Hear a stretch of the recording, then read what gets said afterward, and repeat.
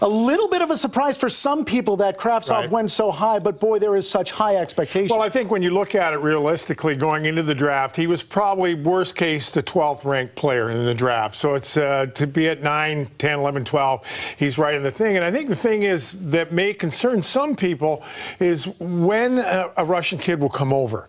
You know, there are all kinds of financial options for him to stay in his homeland, and perhaps that scares some people off of the Russians, but it sure sounds like the Rangers have gotten a big body. And when you look, they went down the middle last year with Hedl and Anderson. You load up on the blue line. You need some threats off the wing, and it sounds like they may got one, and they may have gotten one with Kravtsov, right? It looks that way. Yeah, and when you look at K'Andre Miller, here's a kid, like we said, the Rangers had such a conviction on him that they moved up 4 spots to go get him. He's only played defense for 2 years, but there's something about his athleticism that they love. A lot of potential to get excited about. And I called former New York Ranger Greg Moore, who had been coaching at the United States Development Program for the last 2 years. And when I called him on the way here today, I said, tell me a little bit about Miller. He goes, Seth Jones. I'm like, come on, Seth Jones? He said, high-end Seth Jones capability. That's huge to hear right off the bat. And then further, I said, what else? And he said, athleticism like you've never seen before. He's a freak. And I said, Chris Kreider?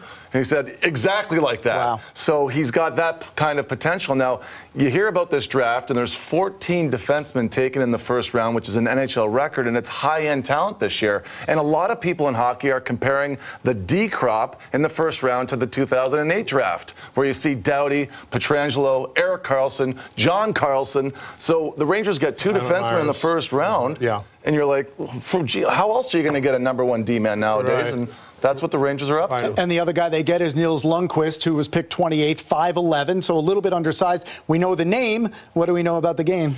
Well, he's a right-handed shot for starters, and it certainly sounds like he's one of the more cerebral players, a pretty good feet, which seems to be the prototype more than the bigger Miller. Miller's a bit of an outcast. In the meantime, you've got to look. There were 5 Swedish defensemen taken in the first round, and you have to wonder if the great Nicholas Lidstrom from Detroit hasn't affected and influenced the next generation of Swedish defensemen.